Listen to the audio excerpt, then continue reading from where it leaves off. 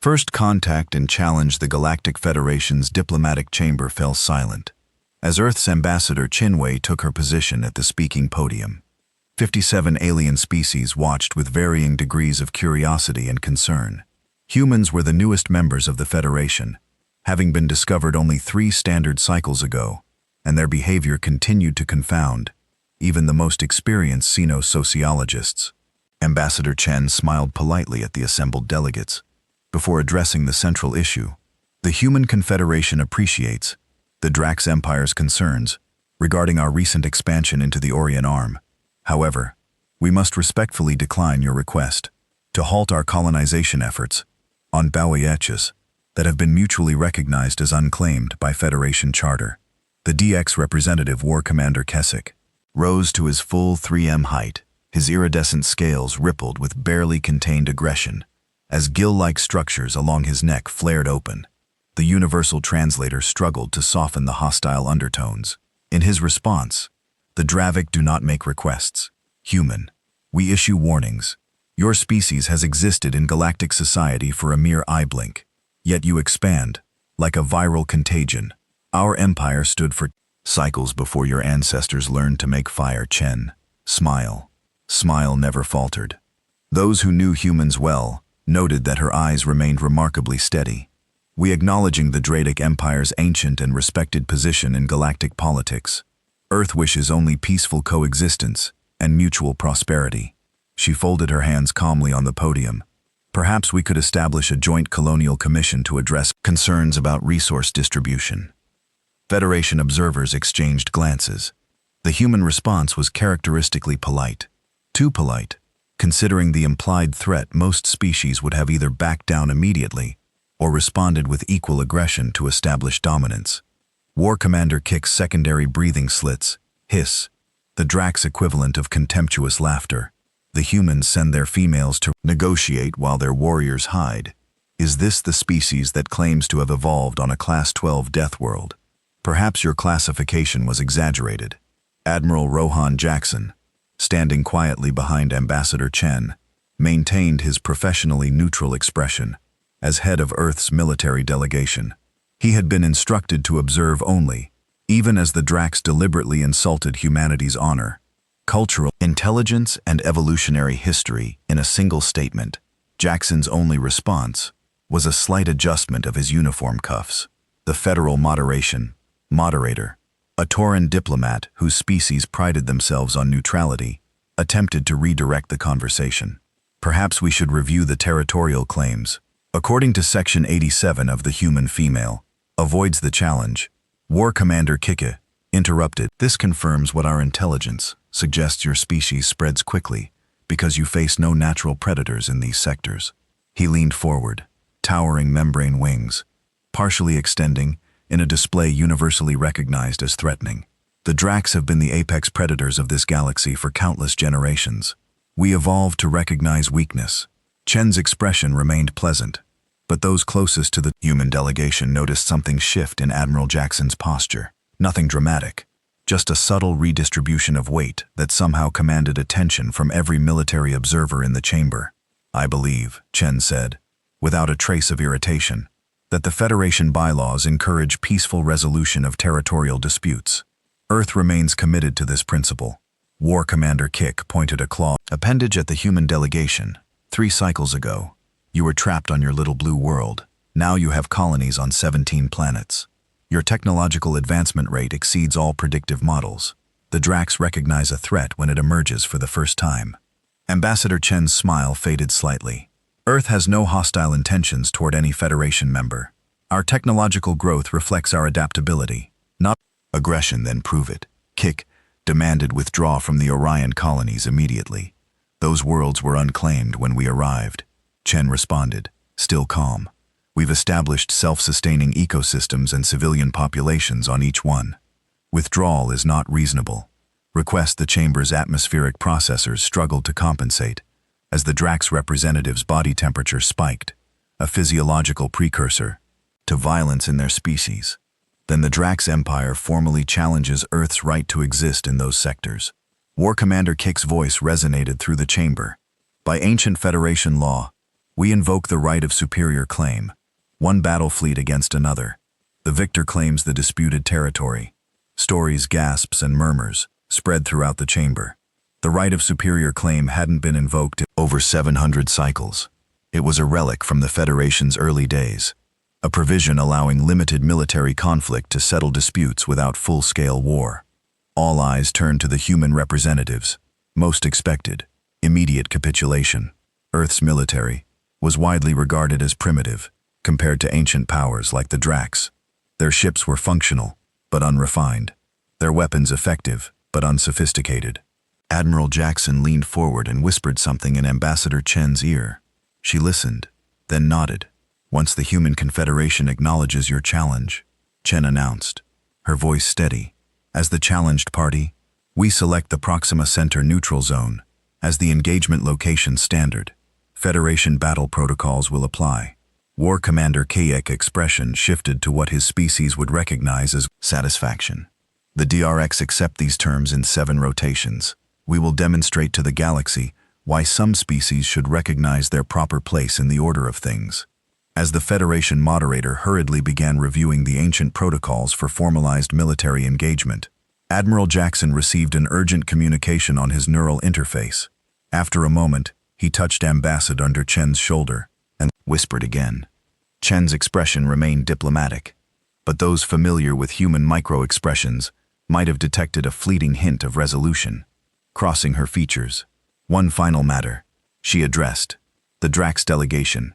Given the formal nature of this challenge, the Human Confederation wishes to clarify that all previous diplomatic courtesies will be suspended during the engagement. Earth will be operating under Directive 17. The statement meant nothing to most of the assembled delegates, but Admiral Jackson straightened his uniform with what almost looked like professional satisfaction. War Commander Kick dismissed the statement with a gesture. "Hide behind your mysterious protocols. If you wish, the outcome is predetermined. The Dracs have never lost a formal challenge. Neither have humans," Chen replied simply. "We look forward to an educational exchange." As the human delegation departed the chamber, Federation observers noted how other species subtly moved aside, creating a wider path than protocol required. Despite the humans' reputation for politeness and restraint, something about their quiet confidence, after accepting an apparently hopeless challenge, left the chamber buzzing with speculation. In the private Federation Security Observation Center, the Tan security chief turned to his Arcturian colleague with concern. "What is this Directive 17? The human mentioned the Arcturian data specialist accessed the limited Federation records on Earth's military structure. After several moments, she looked up with an expression her species displayed when deeply puzzled.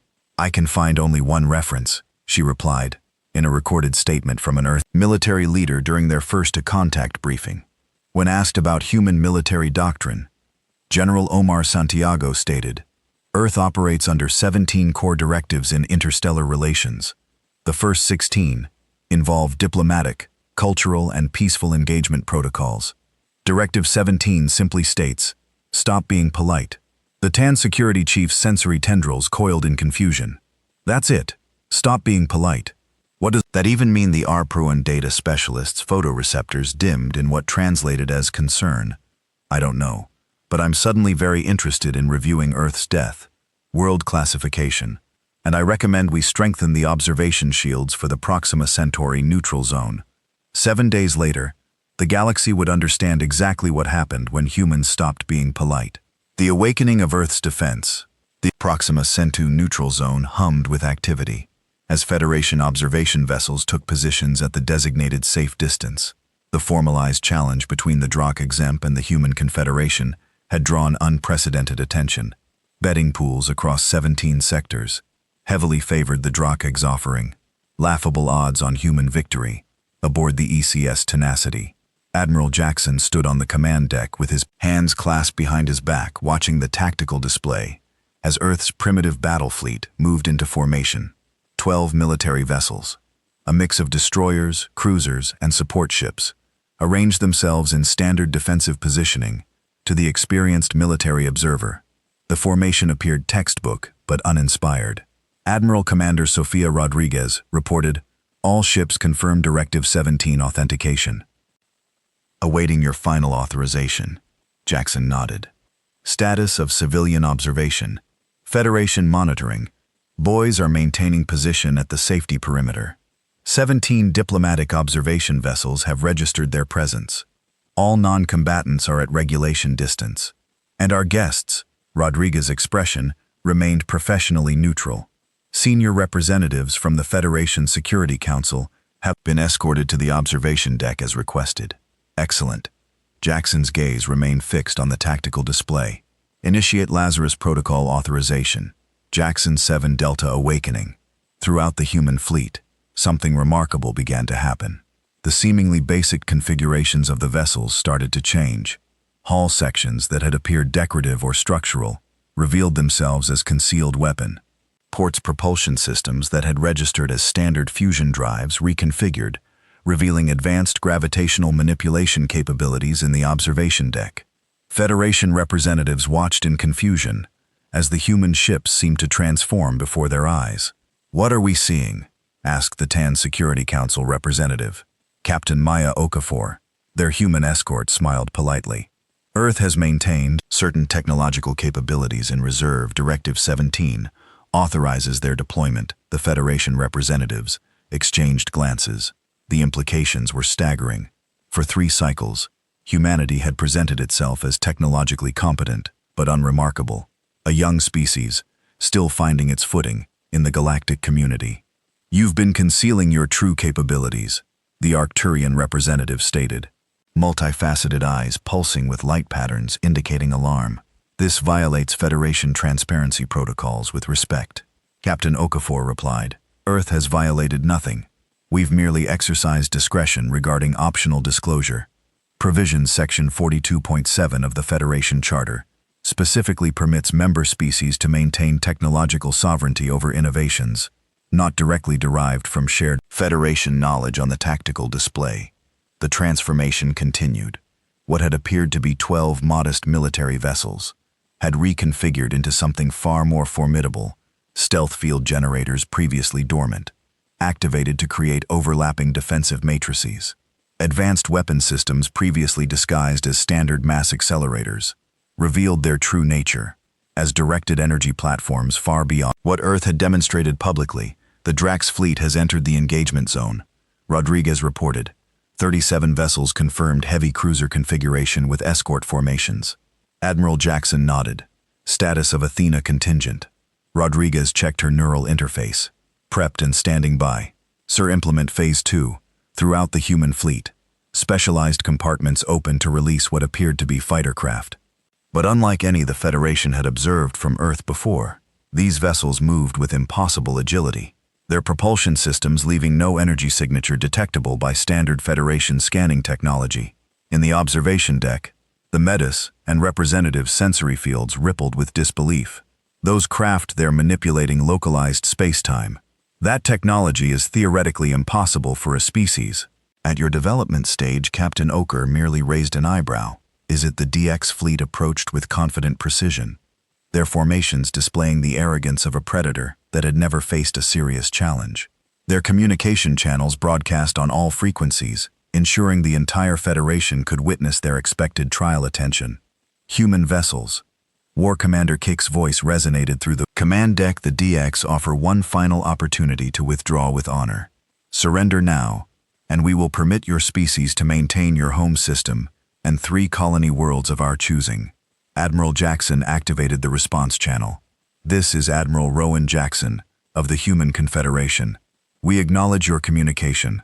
After a perfectly calculated pause, he added, "Request denied. Then prepare to witness the consequence of your overreach." Kick responded. "The galaxy will remember this as the day humanity learned its proper place in the cosmic order." Jackson turned to Rodriguez. "Commander, please activate the neural interface integration for our specialized forces. It's time we introduce the Drax to the Athena contingent across the human fleet. Previously hidden chambers. Opened the Federation. Observed. Watched in stunned." A specialized transport craft deployed toward the battlefield. Unlike conventional military vessels, these craft moved with disturbing precision, as though the pilots possessed inhuman reaction. Times the Arcturian representative's analytical mind worked furiously. Those are not standard human reflexes. What have you done? Captain Oker's expression remained professional, but carried a hint of pride. Earth has been classified as a last 12 death world since our discovery. Did anyone ever wonder how humans managed to not just survive but thrive in such an environment? On the tactical display, the specialized human forces moved into engagement range with the DX fleet. Instead of conventional attack patterns, they executed maneuvers that seemed to defy the laws of physics, moving through gaps in the Drax formation that shouldn't have existed. Humanity evolved under constant threat. Okafor continued. Our bodies adapted to survive. Crushing gravity, atmospheric toxins, extreme temperature variations, and thousands of predatory species. Our minds evolved to outthink threats. We couldn't outfight. Those capabilities didn't disappear. When we developed technology, they were enhanced by it. The Drax fleet fired its first volley, impressive displays of destructive capability that should have annihilated the seemingly vulnerable human forces. Instead, the specialized craft simply weren't where the attacks landed, moving with precision that bordered on precognitive. The Athena contingent, Okafor explained, as the Federation representatives watched in stunned silence, represents our integration of biological capability with technological enhancement. These aren't meme pilots. They're symbiont human consciousness, merged with advanced AI systems, creating operational capabilities beyond what either could achieve alone. On the main tactical display, the Drax fleet's perfect formation began to fracture as the unexpected human response created confusion in their ranks. What should have been a simple demonstration of overwhelming force had transformed into something the Drakic military had never experienced. Uncertainty in the command center. Admiral Jackson observed the engagement with calm detachment. Commence Phase 3. He ordered, authorized Perseus deployment. Rodriguez confirmed the order, and throughout the human fleet, a final revelation unfolded. Specialized weapon platforms, previously disguised as support modules, activated targeting systems that operated on principles unknown to the wider. What we're witnessing, one Tan scientist whispered to another, contradicts everything we thought we knew about human technological development. They've mastered gravitic manipulation, consciousness transfer, and quantum targeting systems, technologies that took other species thousands of years to perfect. The Drix fleet, realizing the true nature of their opponent, attempted to regroup into a defensive formation. Their communication channels filled with increasingly urgent tactical updates as War Commander Kick struggled to comprehend how his perfect battle plan was unraveling. "This is impossible," his transmission echoed across Federation observation channels. "No species conceals this level of capability. No honorable civilization would hide behind false pretenses of technological inferiority." Admiral Jackson's response was measured. The human confederation never claimed technological inferiority. "War Commander, we simply chose not to correct your assumptions, as we informed you at the challenge. Acceptance, diplomatic acceptance, IFUs, have been suspended. We are no longer being polite, as the human forces executed their precisely coordinated attack." The Federation representatives on the observation deck turned to Captain Oker with expressions ranging from awe to horror. Why, the Arcturian representative asked, why maintain this deception? Arc expression softened slightly. Humanity's history taught us painful lessons about revealing strengths. Primat. Naturally, when we discovered we weren't alone in the universe, we made a decision. We would enter galactic society, not as conquerors, but as students. We would learn, observe, and integrate, all while maintaining sufficient protective capability should it become necessary. On the tactical display, the Drax fleet's cohesion had completely collapsed. What had begun as a formalized challenge was transforming into something the galaxy hadn't witnessed in generations. The complete tactical dismantling of a superior force by an allegedly inferior one. The Drax made a fundamental error. Okafor continued. They mistook our politeness for weakness, our restraint for limitation, our patience for fear. She gestured toward the tactical display. This is what happens when humans stop being polite. As the battle entered its decisive phase, Admiral Jackson's expression remained calm. Everything was proceeding according to plan. A plan centuries in the making, designed to ensure humanity's survival in a dangerous universe, where appearances could be just as important as capabilities, and across Federation space, those watching realized they were witnessing not just a military engagement, but a fundamental shift in the galactic order. When restraint falls away, War Commander Kick's command vessel shuddered as another precision strike from the human fleet bypassed shields that had protected Drax warships. For millennia, alarms blared across the command deck as systems failed in cascading sequence impossible. Secre hissed through respiratory membranes, now flaring with stress chemicals. Their targeting algorithms are bypassing defensive phases that should be undetectable. His tactical officer, scales dulled with combat fatigue, reported grimly, "Sir, we've lost 30% of the fleet. The humans are systematically disabling our ships rather than destroying them.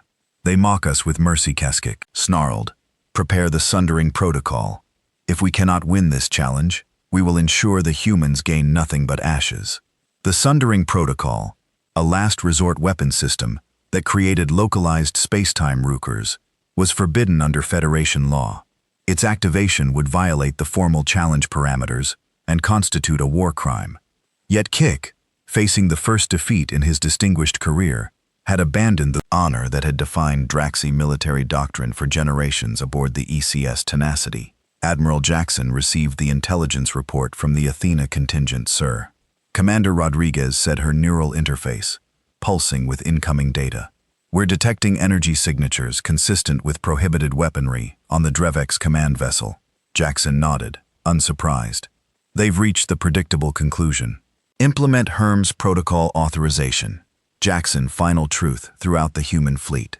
A previously dormant system activated invisible fields of precisely modulated quantum particles, expanded outward, intersecting with the DRX vessels, where the fields past energy systems faltered, and weapons went offline, not through destructive force, but through a fundamental manipulation of the underlying physical principles governing their operation on the Federation observation vessels. Scientists and military experts watched in stunned silence as the legendary DX fleet simply stopped functioning. "That's not possible," whispered the Archuan scientist. "They're manipulating fundamental force interactions at distance. That technology should be theoretical at best." In the observation deck of the Tenacity, Captain Okafor addressed the Federation representative. "When humanity realized we weren't alone in the universe, we faced a critical question. How does a young species survive in a galaxy filled with ancient civilizations? Our answer was neither aggression nor submission. It was preparation. On the main tactical display, the Drax command vessel drifted powerless as specialized human crafts approached and established boarding protocols. But this level of technological advancement, the TAN representative argued, contradicts everything we've observed about human development. Your historical records show you achieve faster than light travel. Barely a century ago, Okafor smiled. Our historical records show exactly what we decided they should show. Earth has practiced a policy of technological discretion since before we joined the Federation. We've revealed capabilities only when necessary, maintaining significant reserves for contingencies. Your entire cultural presentation has been a deception accused. The Medusan representative, not deception, OCAF, for corrected strategy. Humanity evolved on a world where appearing harmless to potential predators sometimes offered better survival odds than displaying strength. We applied the same principle to galactic politics. The command deck, Admiral Jackson received confirmation that War Commander Kick had been secured. The DX leader was being escorted to the DI Abatic chamber, where, according to formal challenge protocols, the terms of resolution would be established. "Interesting," Jackson noted to Rodriguez. "He's requesting the presence of Ambassador Chen." Rodriguez checked the incoming transmission details. "Yes, sir," he specifically asked. "For the human female who speaks with false politeness, inform Ambassador Chen. I believe she's been anticipating this conversation in the diplomatic chamber." War Commander Kick, his imposing physical presence, somewhat diminished by defeat, faced Ambassador Chen across the formal resolution table. Federation observers maintained Physici at the regulation distance, recording the proceedings for the historical archive. "You deceive the entire galaxy," Kick accused his translator, struggling to convey the complex emotional harmonics in his native language. The Drax challenged what we believe to be an emerging species with limited capabilities. Instead, we face technologies that should not exist. Chen's expression remained professional, though the diplomatic smile she had maintained throughout previous encounters was notably absent. The Human Confederation never claimed technological limitations, she replied evenly. We simply allowed others to draw their own conclusions based on what we chose to reveal. Your challenge forced us to demonstrate capabilities we would have preferred to keep in reserve. For what purpose? Kix demanded. What species conceals such strength? One that understands that true power lies not in what you can destroy, but in what you choose not to. Chen leaned forward slightly. Humanity has experienced enough conflict in our history to recognize that displaying all your capabilities immediately only invites challenge. We preferred to integrate into galactic society through cooperation rather than intimidation. Kika's gill structures flared in what his species would recognize as reluctant acknowledgement. The terms of your victory. Ambassador Chen activated the formal resolution protocol on the table's display system. The Human Confederation claims rightful possession of all disputed territories in the Orient Arm, as agreed under the terms of formal challenge. Additionally, we require the Drax Empire to acknowledge humanity's sovereign right to colonial expansion in accordance with Federation unclaimed world protocols. Kix studied the terms. With narrowed eyes, these demands are surprisingly limited. You could claim reparations, even territorial concessions from existing Drax holdings.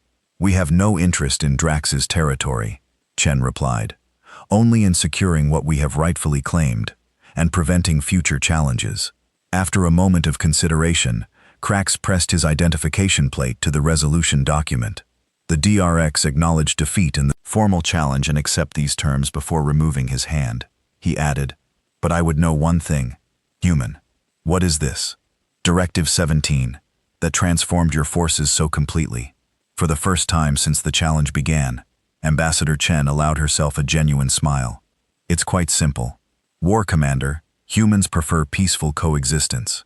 We entered galactic society with genuine respect for its ancient civilizations and sincere desire for mutual prosperity. But we evolved on a world that taught us harsh lessons about survival. She stood, indicating the conclusion of formal proceedings. Directive 17 acknowledges a fundamental truth. Politeness is a choice we make, not a limitation we suffer. When that choice no longer serves its purpose, we simply stop making. It has the Federation observation team recorded the historic resolution. Discussions had already begun throughout galactic society. The implications of humanity's hidden capabilities. Park debates in scientific institutions, military acme, and diplomatic corps across 17 sectors. On the observation deck of the Tenacity, Captain Okafor addressed the lingering questions of the Federation representatives. Your species will be reclassified immediately. The Arcturian representative stated this. Demonstration suggests humans should be categorized as a Tier 1 civilization with restricted technology access. Okafor shook her head slightly. That would be premature. What you witnessed today represents only capabilities we were forced to reveal. The Human Confederation would prefer to return to our previous diplomatic approach. Return to concealment? You mean the Medusan representative countered. Return to politeness. Okafor corrected humanity. Genuinely desires peaceful integration with galactic society. We value cultural exchange, scientific collaboration, and mutual prosperity, but we also value survival. She gestured toward the viewing portal, where the disabled Drax fleet was being systematically towed to designated Federation recovery zones, without a single vessel destroyed. Today you witness what happens when humans stop being polite. It should demonstrate why we prefer to maintain that politeness whenever possible. As the Federation representatives departed to draft their reports, Admiral Jackson joined Captain Okafor on the observation deck. Ambassador Chen has formalized the resolution. He reported the Drax have acknowledged defeat with surprising grace. They're an ancient species, Okafor noted. They understand the value of adapting to new realities. Jackson gazed out at the stars, the same stars humanity had studied for millennia, first with wonder, then with calculation, and finally with the determination to claim their place among them. "Do you think they'll understand the message?" he asked quietly. Okafor considered the question. "Some will. The wisest among them will recognize that today wasn't about victory or defeat. It was about truth. And what truth is that, Captain?" She smiled slightly. "That, in a dangerous universe, the most dangerous species might be the one that chooses to be kind, until kindness is no longer an option." As the tenacity prepared to return to Earth, news of the battle's outcomes spread across Federation space. Diplomatic channels hummed with speculation about humanity's true nature and capabilities. Military